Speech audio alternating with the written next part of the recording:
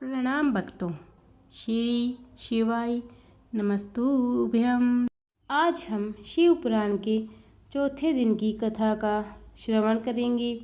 कल हम भगवान शिव के अर्धनारीश्वर स्वरूप की और समुद्र मंथन की और हमने चर्चा की थी कि कैसे शिव ने गंगा को बांधा अपनी जटाओं में। आज हम शिव पुराण में यह श्रवण करेंगे कि कैसे हुआ था राम और शिव भगवान का युद्ध और रावण के जन्म की कथा का भी श्रवण करेंगे और हनुमान अवतार का भी आज हम श्रवण करेंगे। और इसके अलावा विष्णु भगवान के सुदर्शन चक्र के बारे में भी जानेंगे। पुराण हिंदुओं के 18 पवित्र पुराणों में से सबसे ज़्यादा पढ़े जाने वाला पुराणों में से एक पुराण है। पुराणों की सूची में शिव पुराण का चतुर्थ स्थान प्राप्त है। शिव पुराण सभी पुराणों में सर्वाधिक महत्वपूर्ण पुराण है। इस पुराण में भगवान शिव की महिमा और भक्ति का प्रचार प्रसार किया गया है और शिव की शिक्षाप्रद कथाओं का सुंदर वर्णन और भगवान शिव के भव्यतम व्यक्तित्व का गुणगान किया गया है। भगवान शिव जो स्वयं शंभु है, साक्षात है, सर्वोच्च सत्ता है, विश्व चेतना है और ब्रह्मांडीय अस्तित्व के आधार है। आइए हम शिव कथा का श्रवण करते हैं। शिव पुराण के चौथे दिन की कथा। हम सबसे पहले विष्णु भगवान के सुदर्शन चक्र की कथा का श्रवण करेंगे। भगवान विष्णु के हर चित्र व मूर्ति में उन्हें सुदर्शन चक्र धारण किए दिखाया जाता है। यह सुदर्शन चक्र भगवान शंकर ने ही जगत कल्याण के लिए भगवान विष्णु को दिया था। इस संबंध में शिव महापुराण के कोटि रुद्र संहिता में एक कथा का उल्लेख है। एक बार जब दैत्यों के अत्याचार बहुत बढ़ गए तब सभी देवता श्री हरि विष्णु के पास आए। तब भगवान विष्णु ने कैलाश पर्वत पर जाकर भगवान शिव की विधि पूर्वक आराधना की। वे हजारों नामों से शिव की स्तुति करने लगे। प्रत्येक नाम पर एक कमल पुष्प भगवान विष्णु शिव को चढ़ाते। तब भगवान शंकर ने विष्णु की परीक्षा लेने के लिए उनके द्वारा लाए गए 1000 कमल में से एक कमल का फूल छिपा दिया। शिव की माया के कारण विष्णु को यह पता न चला कि एक फूल कम पाकर भगवान विष्णु उसे ढूंढने लगे, परंतु फूल नहीं मिला।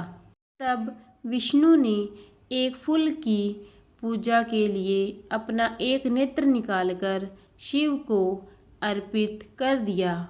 विष्णु की भक्ति देखकर भगवान शंकर बहुत प्रसन्न हुए और श्री हरि के समक्ष प्रकट होकर वरदान मांगने के लिए कहा। तब विष्णु ने दैत्यों को समाप्त करने के लिए अजेय शस्त्र का वरदान मांगा। तब भगवान शंकर ने विष्णु को अपना सुदर्शन चक्र दिया। विष्णु ने उस चक्र से दैत्यों का संहार कर दिया। इस प्रकार देवताओं को दैत्यों से मुक्ति मिली तथा सुदर्शन चक्र उनके स्वरूप से सदैव के लिए जुड़ गया। प्रेम से बोलिए श्री शिवाय नमस्तुभ्यम। यह थी भगवान विष्णु और शिव के सुदर्शन चक्र की कथा। अब हम आगे की कथा का श्रवण करते हैं और यह जानेंगे कि भगवान श्री राम और भगवान श्री शिव का युद्ध कैसे हुआ। आइए हम ये आगे की कथा का श्रवण करते हैं। बात उन दिनों की है जब श्री राम का अश्वमेघ यज्ञ चल रहा था। श्री राम के अनुज शत्रुघ्न के नेतृत्व में असंख्य वीरों की सेना सारे प्रदेश को विजित करती जा रही थी।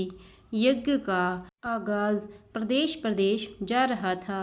इस क्रम में कई राजाओं के द्वारा यज्ञ का घोड़ा पकड़ा गया, लेकिन अयोध्या की सेना के आगे उन्हें झुकना पड़ा। शत्रुघ्न के अलावा सेना में हनुमान, सुग्रीव और भरतपुत्र पुष्कल सहित कई महारथी उपस्थित थे, जिन्हें जीतना देवताओं के लिए भी संभव नहीं था। कई जगह भ्रमण करने के बाद यज्ञ का घोड़ा देवपुर पहुंचा, जहां राजा वीरमणि का राज्य था। राजा वीरमणि अति धर्मनिष्ठ तथा श्री राम एवं महादेव के अनन्य भक्त थे। उनके दो पुत्र रुकमागध और शुभगद वीरों में श्रेष्ठ थे। राजा वीरमणि के भाई वीर सिंह भी एक महारथी थे। राजा वीरमणि ने भगवान शंकर की तपस्या कर उन्हें प्रसन्न किया था और महादेव ने उन्हें उनकी और उनके पूरे राज्य की रक्षा का वरदान दिया था। महादेव के द्वारा रक्षित होने के कारण कोई भी उनके राज्य पर आक्रमण करने का साहस नहीं करता था। जब अशव उनके राज्य में पहुंचा तो राजा वीरमणि के पुत्र रुकमागध ने उसे बंदी बना लिया और अयोध्या के सैनिकों से कहा कि यह यज्ञ का घोड़ा उनके पास है, इसलिए वे जाकर शत्रुघ्न से कहे कि विधिवत युद्ध कर वो अपना अशव छुड़ा ले। रुकमागध ने ये सूचना अपने पिता को दी तो वो बड़े चिंतित हुए और अपने पुत्र से कहा कि अनजाने में तुमने श्री राम के यज्ञ का घोड़ा पकड़ लिया है। श्री राम हमारे मित्र है और उनसे शत्रुता करने का कोई औचित्य नहीं है, इसलिए तुम यज्ञ का घोड़ा वापस लौटा आओ। इस पर रुकमागध ने कहा कि हे पिताश्री, मैंने तो उन्हें युद्ध की चुनौती भी दे दी है, अतः अब उन्हें बिना युद्ध के अशव लौटाना हमारा और उनका दोनों का अपमान होगा। अब तो जो हो गया है उसे बदला नहीं जा सकता, इसलिए आप मुझे युद्ध की आज्ञा दें। पुत्र की बात सुनकर वीरमणि ने उसे सेना सुसज्जित करने की आज्ञा दे दी। राजा वीरमणि अपने भाई वीर सिंह और अपने दोनों पुत्र रुकमागध और शुभागध के साथ विशाल सेना से युद्ध करने क्षेत्र में आ गए। इधर जब शत्रुघ्न को सूचना मिली कि उनके यज्ञ का घोड़ा बंदी बना लिया गया है, तो वो बहुत क्रोधित हुए एवं अपनी पूरी सेना के साथ युद्ध के लिए युद्ध क्षेत्र में आ गए। उन्होंने पूछा कि उनकी सेना से कौन अशव को छुड़ाएगा, तो भरतपुत्र पुष्कल ने कहा कि ताक्षी, आप चिंता न करें। आपके आशीर्वाद और श्री राम के प्रताप से मैं आज भी इन सभी योद्धाओं को मारकर अशव को मुक्त कराता हूँ। वे दोनों इस प्रकार बात कर ही रहे थे कि पवनसुत हनुमान ने कहा कि राजा वीरमणि के राज्य पर आक्रमण करना स्वयं परमपिता ब्रह्मा के लिए भी कठिन है, क्योंकि ये नगरी महाकाल द्वारा रक्षित है। अतः उचित यही होगा कि पहले हमें बातचीत द्वारा राजा वीरमणि को समझाना चाहिए, और अगर हम न समझा पाए तो हमें श्री राम को सूचित करना चाहिए।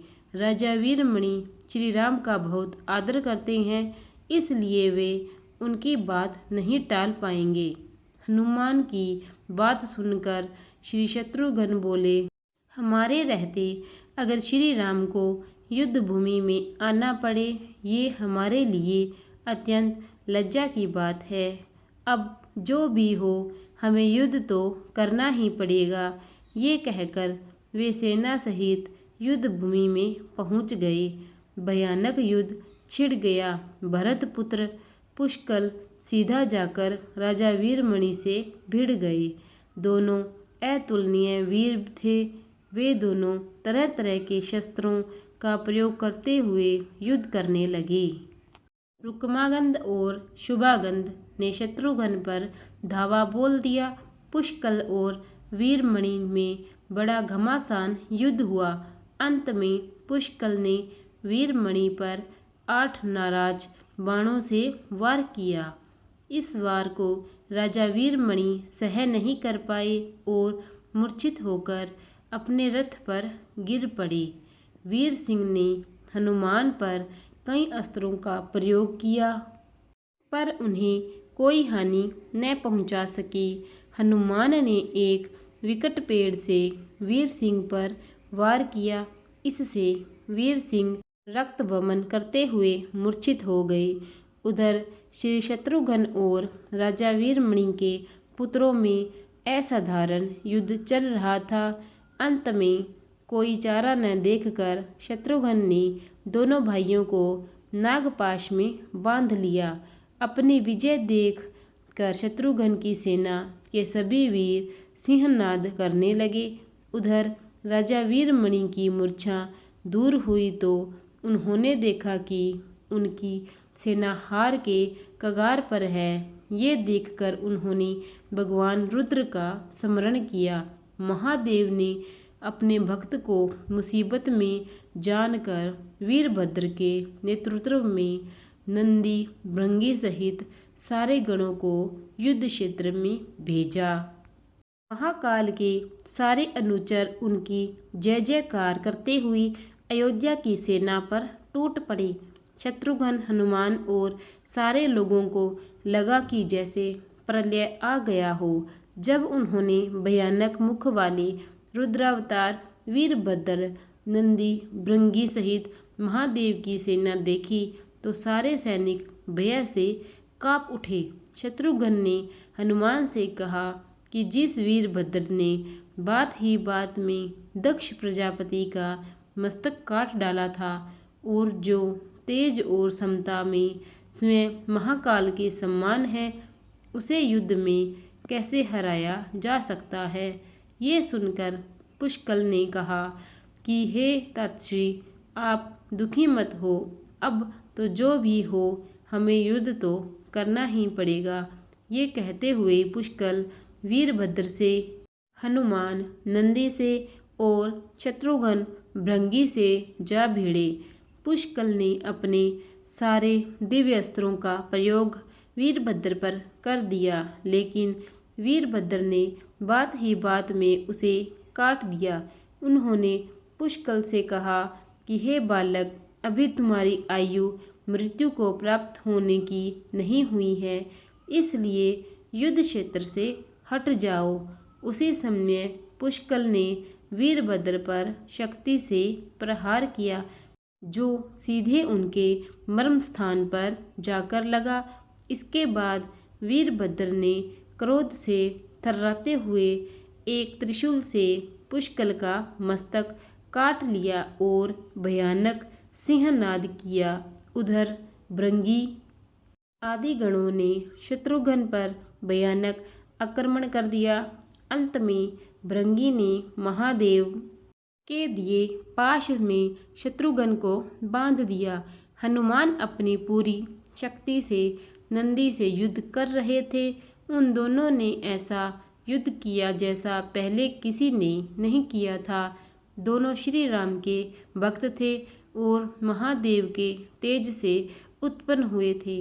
काफ़ी देर लड़ने के बाद कोई और उपाय न देखकर नंदी ने शिवास्त्र का प्रयोग कर हनुमान को पराभूत कर दिया।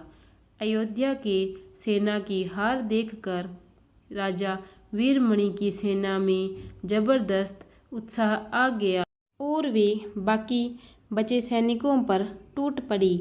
ये देखकर हनुमान ने शत्रुघ्न से कहा कि मैंने आपसे पहले ही कहा था कि ये नगरी महाकाल द्वारा रक्षित है, लेकिन आप मेरी बात नहीं मानी। अब इस संकट से बचाव का एक ही उपाय है कि हम सब श्री राम को याद करें।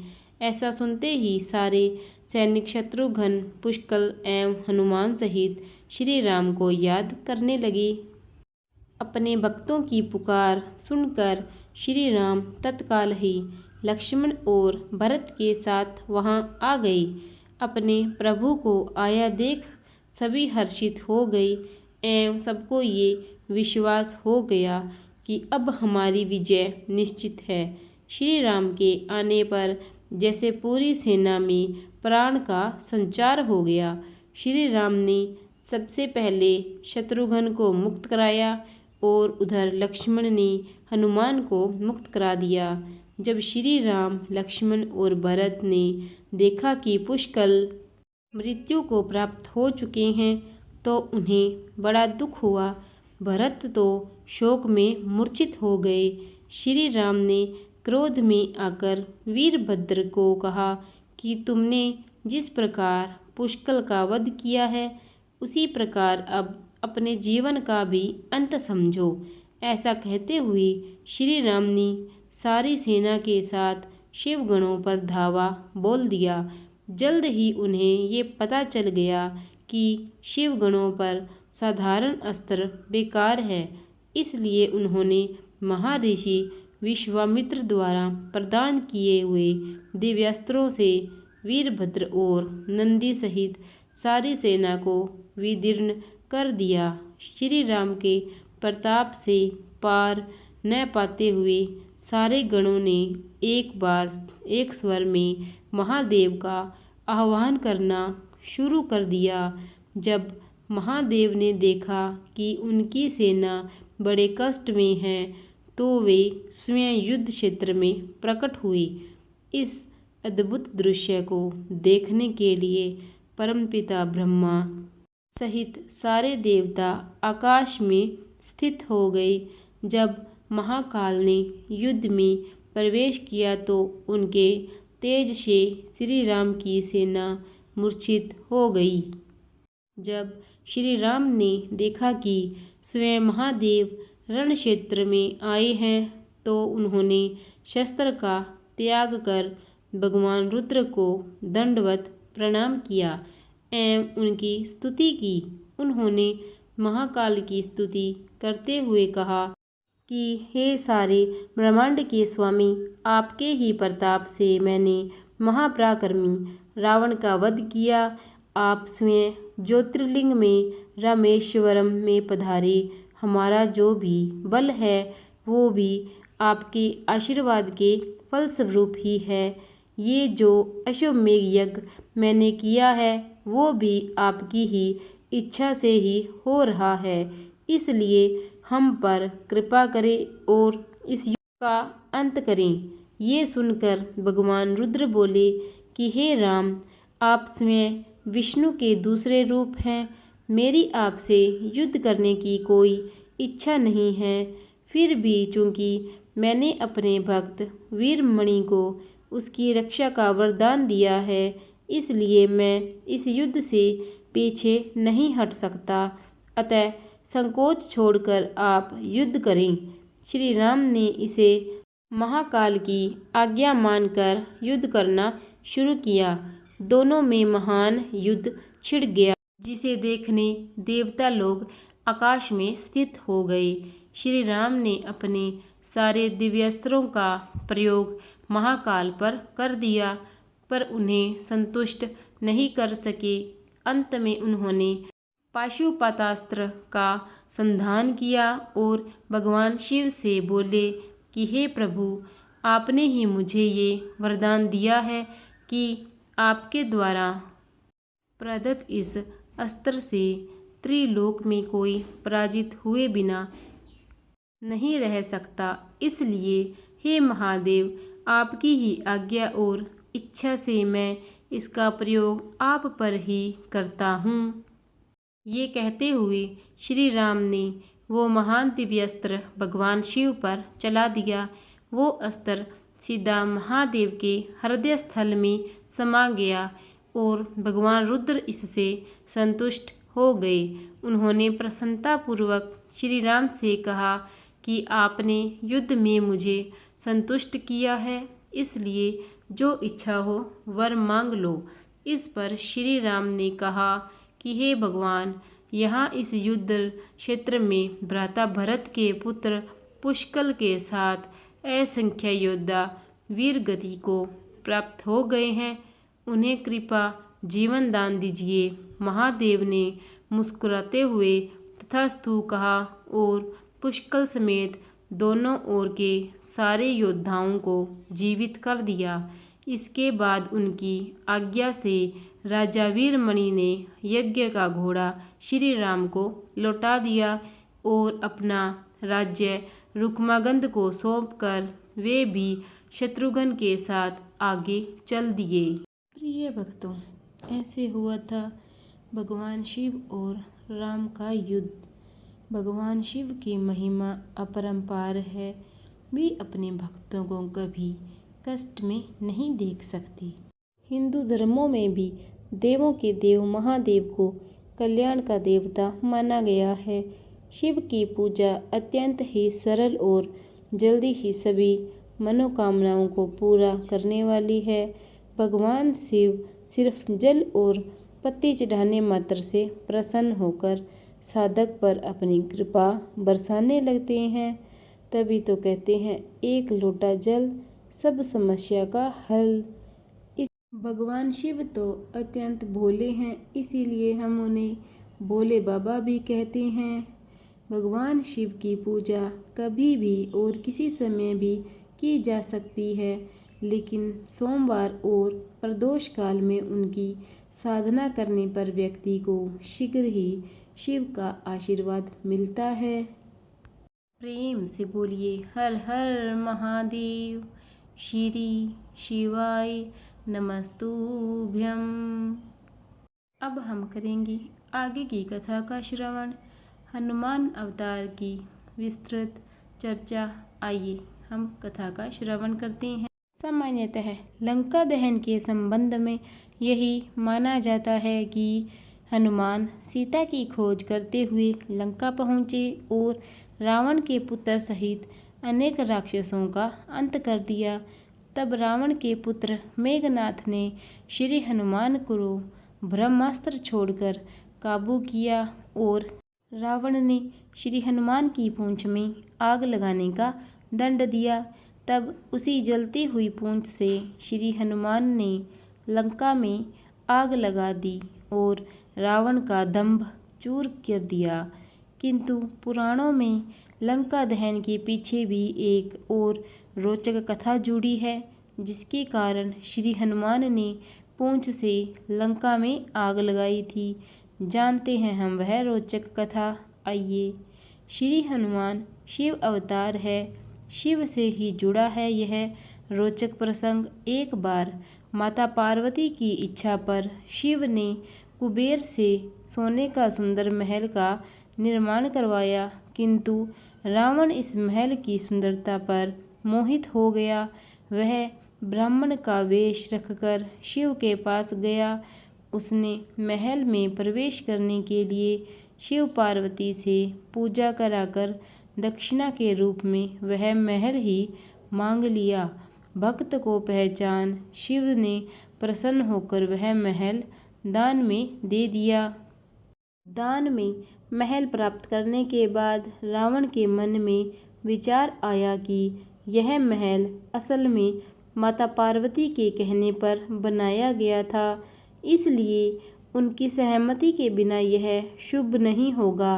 तब उसने शिव जी से माता पार्वती को भी मांग लिया और भोले भंडारी शिव ने इसे भी स्वीकार कर लिया।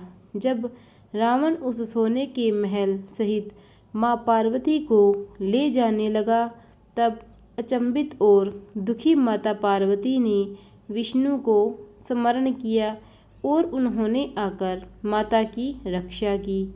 जब माता पार्वती अप्रसन्न हो गई तो शिव ने अपनी गलती को मानते हुए माँ पार्वती को वचन दिया कि त्रेता युग में मैं वानर रूप हनुमान का अवतार लूँगा। उस समय तुम मेरी पूंछ बन जाना। जब मैं माता सीता की खोज में इसी सोने के महल यानी लंका जाऊँगा, तो तुम पूंछ के रूप में लंका को आग लगाकर रावण को दंडित करना।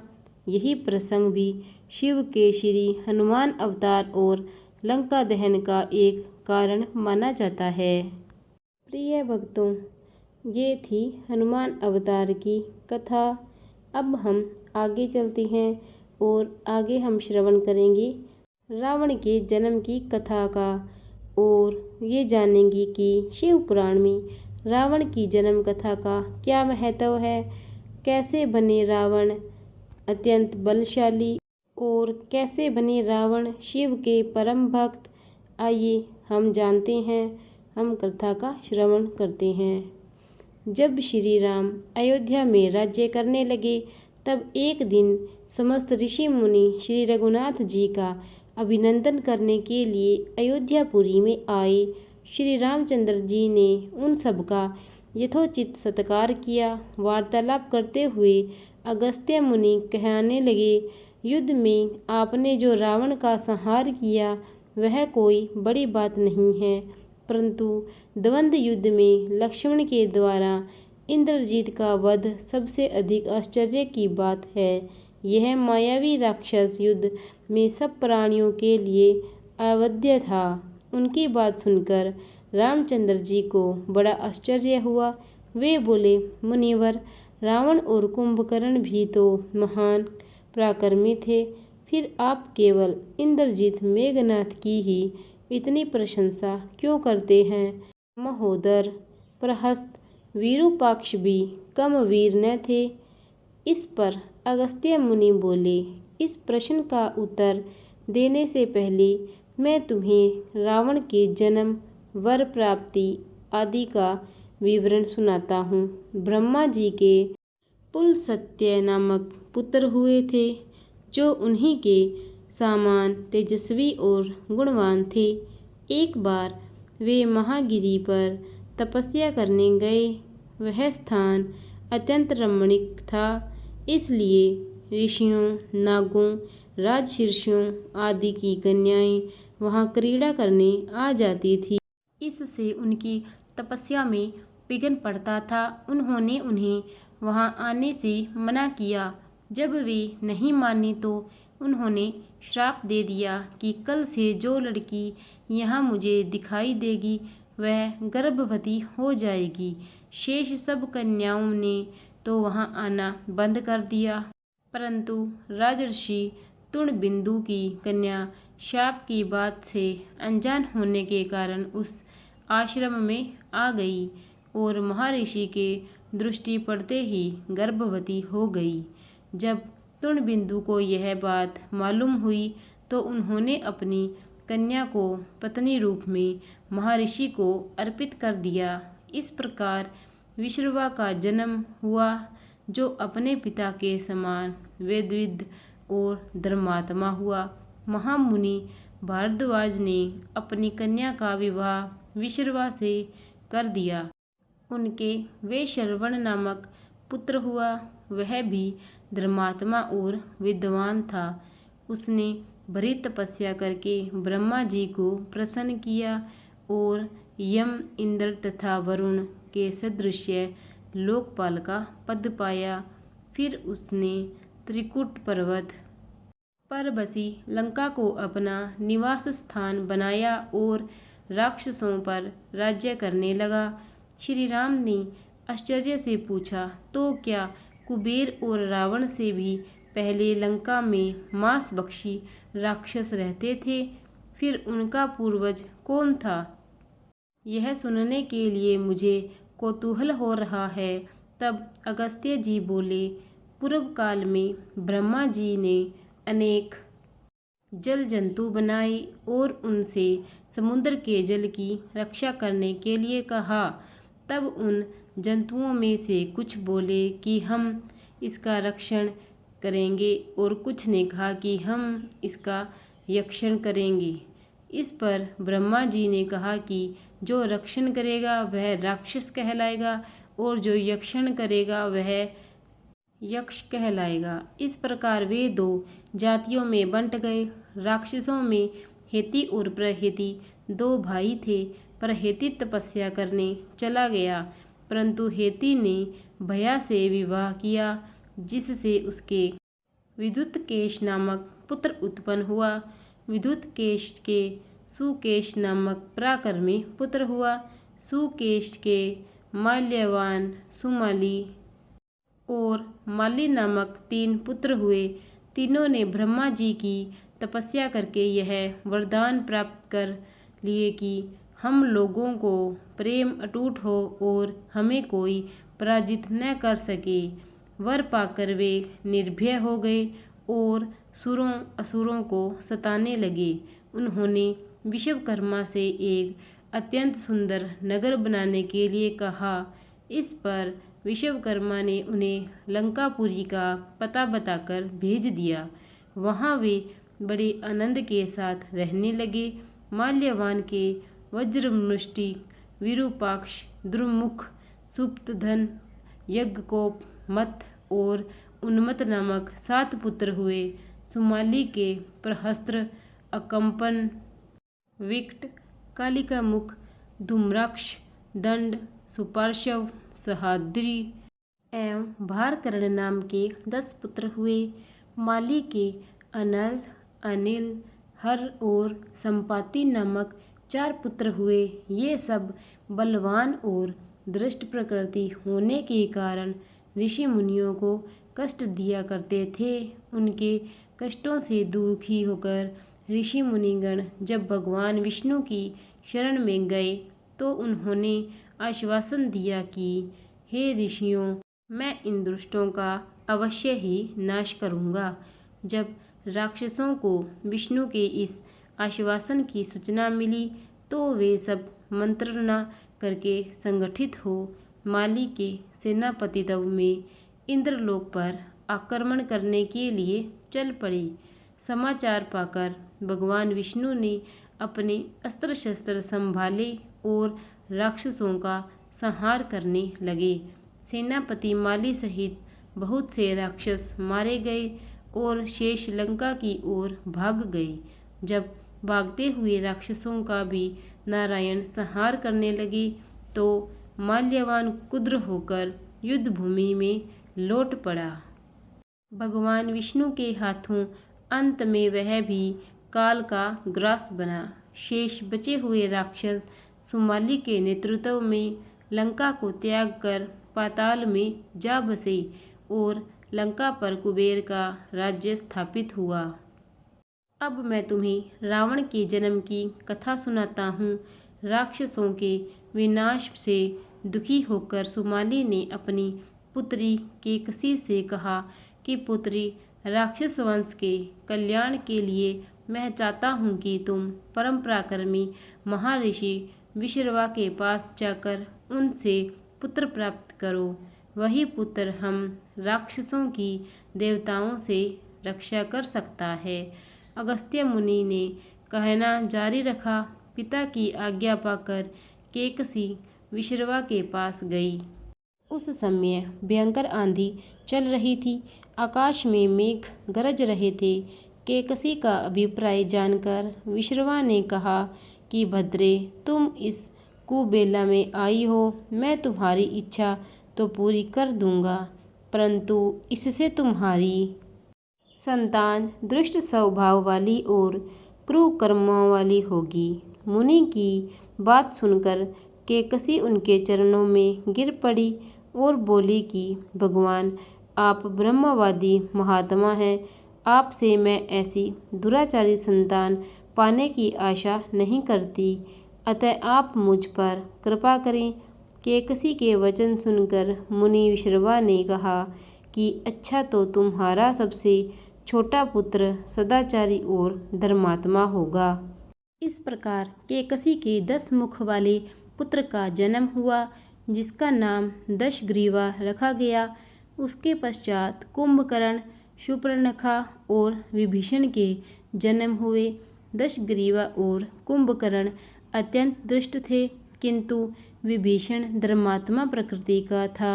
उसने अपने भाई वैश्रवण से भी अधिक पराक्रमी और शक्तिशाली बनने के लिए दशग्रीवा ने अपने भाइयों सहित ब्रह्मा जी की तपस्या की। ब्रह्मा के प्रसन्न होने पर दशग्रीव ने मांगा कि मैं गरुड़, नाग, यक्ष, दैत्य, दानव, राक्षस तथा देवताओं के लिए अवध्य हो जाऊं। ब्रह्मा जी ने तथास्तु कहकर उसकी इच्छा पूरी कर दी। विभीषण ने धर्म में अविचलित मति और कुंभकर्ण ने वर्षों तक सोते रहने का वरदान पाया। फिर दशग्रीव ने लंका के राजा कुबेर को विवश किया कि वह लंका छोड़कर अपना राज्य उसे सौंप दे। अपने पिता विशर्वा के समझाने पर कुबेर ने लंका का परित्याग कर दिया और रावण अपनी सेना भाइयों तथा सेवकों के साथ लंका में रहने लगा। लंका में जम जाने के बाद अपने बहन शूर्पणखा का विवाह कालका के पुत्र दानवराज विदुरव्या के साथ कर दिया। उसने स्वयं दिति के पुत्र में की कन्या मंदोदरी से विवाह किया, जो हेमा नामक अप्सरा के गर्भ से उत्पन्न हुई थी। विरोचन कुमार बलि की पुत्री वज्रज्वाला से कुंभकर्ण का और गंधर्वराज महात्मा शैलूष की कन्या शर्मा से विभीषण का विवाह हुआ। कुछ समय पश्चात मंदोदरी ने मेघनाथ को जन्म दिया, जो इंद्र को परास्त कर संसार में इंद्रजीत के नाम से प्रसिद्ध हुआ। सत्ता के मद में रावण पागल हो देवताओं, ऋषियों, यक्षों और गंधर्वों को नाना प्रकार से कष्ट देने लगा। एक बार उसने कुबेर पर चढ़ाई करके उसे युद्ध में पराजित कर दिया और अपनी विजय की स्मृति के रूप में कुबेर के पुष्पक विमान पर अधिकार कर लिया। उस विमान का वेग मन के समान तीव्र था। वह अपने ऊपर बैठे हुए लोगों की इच्छानुसार छोटा या बड़ा रूप धारण कर सकता था। विमान में मणि और सोने की सीढ़ियाँ बनी हुई थी और तपाए हुए सोने के आसन बने हुए थे। उस विमान पर बैठकर जब वह श्रवण नाम से प्रसिद्ध सरकंडों के विशाल वन से होकर जा रहा था, तो भगवान शंकर के नंदीश्वर ने उसे रोकते हुए कहा कि दशग्रीव, इस वन में स्थित पर्वत पर भगवान शंकर क्रीड़ा करते हैं, इसलिए यहाँ सभी सुर, असुर, यक्ष आदि का आना निषिद्ध है।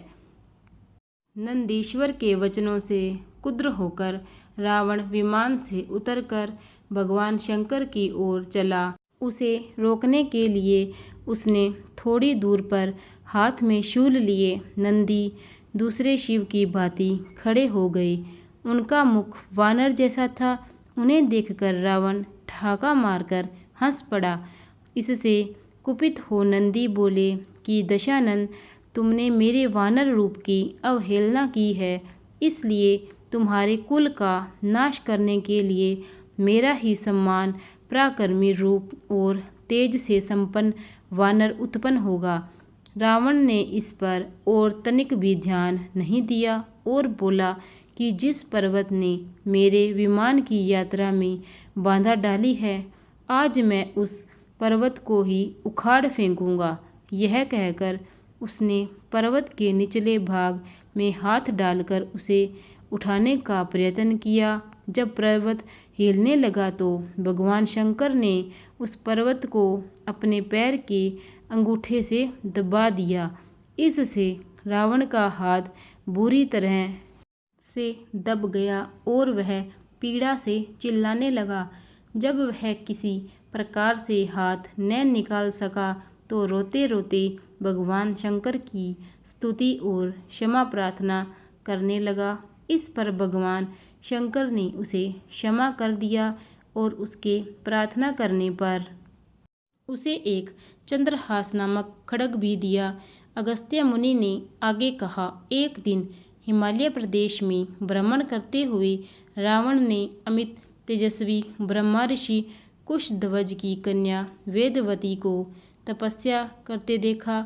उसे देखकर वह मुग्ध हो गया और उसके पास आकर उसका परिचय तथा अविवाहिता रहने का कारण पूछा। वेदवती ने अपने परिचय देने के पश्चात बताया कि मेरे पिता विष्णु से मेरा विवाह करना चाहते थे।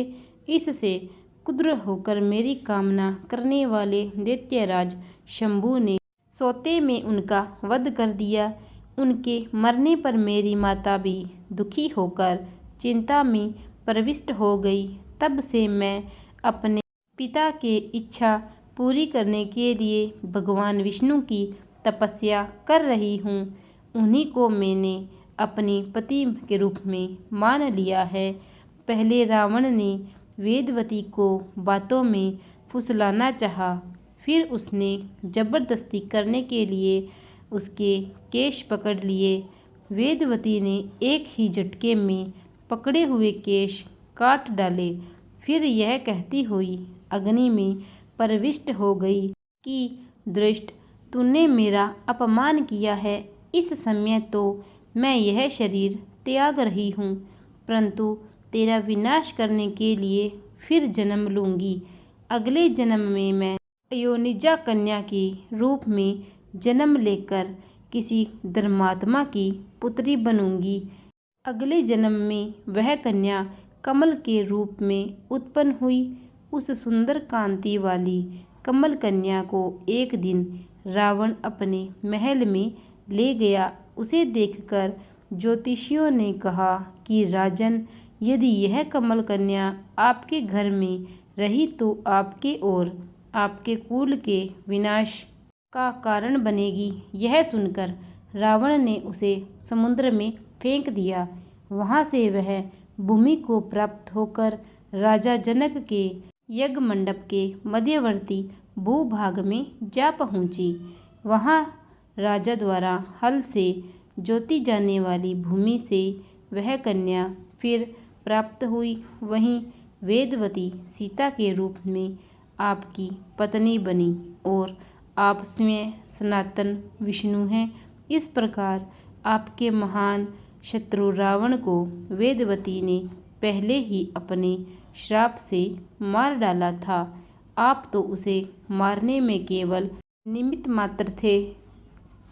अनेक राजा महाराजाओं को पराजित करता हुआ दशग्रीव इक्ष्वाकु वंश के राजा ऐनरण्य के पास पहुंचा, जो अयोध्या पर राज्य करते थे। उसने उन्हें भी द्वंद्व युद्ध करने अथवा पराजय स्वीकार करने के लिए ललकारा। दोनों में भीषण युद्ध हुआ, किंतु ब्रह्मा जी के वरदान के कारण रावण उनसे पराजित न हो सका। जब ऐनरण्य का शरीर बुरी तरह से क्षत-विक्षत हो गया, तो रावण इक्ष्वाकु वंश का अपमान और उपहास करने लगा। इससे कुपित होकर ऐनरण्य ने उसे श्राप दिया कि तूने अपने व्यंग्यपूर्ण शब्दों से इक्ष्वाकु वंश का अपमान किया है, इसलिए मैं तुझे श्राप देता हूँ कि महात्मा इक्ष्वाकु के इसी वंश में दशरथ नंदन राम का जन्म होगा, जो तेरा वध करेंगे। यह कहकर राजा स्वर्ग सिधार गए। रावण की उद्दंडता में कमी नहीं आई। राक्षस या मनुष्य जिसको भी वह शक्तिशाली पाता, उसी के साथ जाकर युद्ध करने लगता। एक बार उसने सुना कि किष्किंधापुरी का राजा बलि बड़ा बलवान और पराक्रमी है, तो वह उसके पास युद्ध करने के लिए जा पहुंचा। बलि की पत्नी तारा, तारा के पिता सुषेण, युवराज अंगद और उसके भाई सुग्रीव ने उसे समझाया कि इस समय बलि नगर से बाहर संध्योपासना के लिए गए हुए हैं। वे ही आपसे युद्ध कर सकते हैं और कोई वानर इतना पराक्रमी नहीं है जो आपके साथ युद्ध कर सके। इसलिए आप थोड़ी देर उनकी प्रतीक्षा करें। फिर सुग्रीव ने कहा कि राक्षस राज, सामने जो शंख जैसी हड्डियों के ढेर लगे हैं, वे बलि के साथ युद्ध की इच्छा से आए आप जैसे वीरों के ही हैं। बलि ने इन सब का अंत किया है। यदि आप अमृत पीकर आए होंगे तो भी जिस क्षण बलि से टक्कर लोगे, वह क्षण आपके जीवन का अंतिम क्षण होगा। यदि आपको मरने की बहुत जल्दी हो तो आप दक्षिण सागर के तट पर चले जाइए, वहीं आपको बलि के दर्शन हो जाएंगे। सुग्रीव के वचन सुनकर रावण विमान पर सवार हो तत्काल दक्षिण सागर में उस स्थान पर जा पहुंचा जहां बलि संध्या कर रहा था। उसने सोचा कि मैं चुपचाप बाली पर आक्रमण कर दूंगा। बाली ने रावण को आते देख लिया, परंतु वह तनिक भी विचलित नहीं हुआ और वैदिक मंत्रों का उच्चारण करता रहा। ज्यों ही उसे पकड़ने के लिए रावण ने पीछे से हाथ बढ़ाया, सतर्क बाली ने उसे पकड़कर अपनी काख में दबा लिया और आकाश में उड़ चला। रावण बार बार बाली को अपने नखों से कचोटता रहा, किंतु बाली ने उसकी कोई चिंता नहीं की। तब उसे छुड़ाने के लिए रावण के मंत्री और अनुचर उसके पीछे शोर मचाते हुए दौड़े, परंतु वे बाली के पास न पहुंच सके। इस प्रकार बाली रावण को लेकर पश्चिम सागर के तट पर पहुंचा। वहां उसने संध्योपासना पूरी की। फिर वह दशानन को लिए हुए किष्किंधापुरी लौटा। अपने उपवन में एक आसन पर बैठकर उसने रावण को अपनी काख से निकालकर पूछा कि अब कहिए आप कौन हैं और किस लिए आए हैं। रावण ने उत्तर दिया कि मैं लंका का राजा रावण हूँ, आपके साथ युद्ध करने के लिए आया था। वह युद्ध मुझे मिल गया। मैंने आपका अद्भुत बल देख लिया। अब मैं अग्नि की साक्षी देकर आपसे मित्रता करना चाहता हूँ। फिर दोनों ने अग्नि की साक्षी देकर एक दूसरे से मित्रता स्थापित की। आज हम यहीं पर शिव पुराण की कथा को विराम देते हैं और कल करेंगे हम इसके आगे की कथा। सभी भक्तजन प्रेम से बोलिए हर हर महादेव, श्री शिवाय नमस्तुभ्यम। और अब हम करेंगे शिव पुराण की आरती। आइए हम सब मिलकर करते हैं। ये शिव पुराण है महाग्रंथ, सद्मार्ग बताने वाला, सबकी बिगड़ी बनाने वाला। शिव चरणों में ध्यान अपना दीजिए। ये महाग्रंथ है शिव पुराण, सन्मार्ग दिखाने वाला, सबकी बिगड़ी बनाने वाला। सुनते सुजान करते हैं ध्यान, शिवे अमृत रस को पीजिए। शिव चरणों में ध्यान दीजिए, शिव चरणों में ध्यान तुम दीजिए। झांकी अनूप कल्याण रूप, सबके मन को ये भाए। मन मंदिर में बस जाए, मन मंदिर में बस जाए। शिव ध्यान लगा मन को भी जगा, तन मन धन अर्पण कीजिए। शिव चरणों में ध्यान अपना दीजिए, शिव चरणों में ध्यान अपना दीजिए। 24,000 श्लोकों का सार ये पावन ग्रंथ कहाए। शिव की महिमा बतलाए, शिव की महिमा बतलाए। हो जा पुनित विषयों को जीत, मन कामना फल सब लीजिए। शिव चरणों में ध्यान अपना दीजिए, शिव चरणों में ध्यान अपना दीजिए। ये विश्वनाथ करते संघात, सब दुख मिटाने वाला, भव पार लगाने वाला है, भव पार लगाने वाला। जप नमः शिवाय, जप नमः शिवाय, जीवन सफल सब कीजिए। शिव चरणों में ध्यान अपना दीजिए, शिव चरणों में ध्यान अपना दीजिए। श्री शिवाय नमस्तुभ्यम। धन्यवाद भक्तजनों, अगर आपको मेरी ये सुनाई गई शिव पुराण कथा अच्छी लगी हो तो प्लीज़ लाइक कीजिए और मेरे पेज को सब्सक्राइब कीजिए। ज़्यादा से ज़्यादा शेयर कीजिए ताकि मुझे मोटिवेशन मिले और मैं डेली आप तक नई वीडियो पहुंचा सकूं। आज हम यहीं पर विश्राम देते हैं शिव पुराण की कथा का और कल फिर से श्रवण करेंगे इसके आगे की कथा। तब तक प्रेम से बोलिए हर हर महादेव।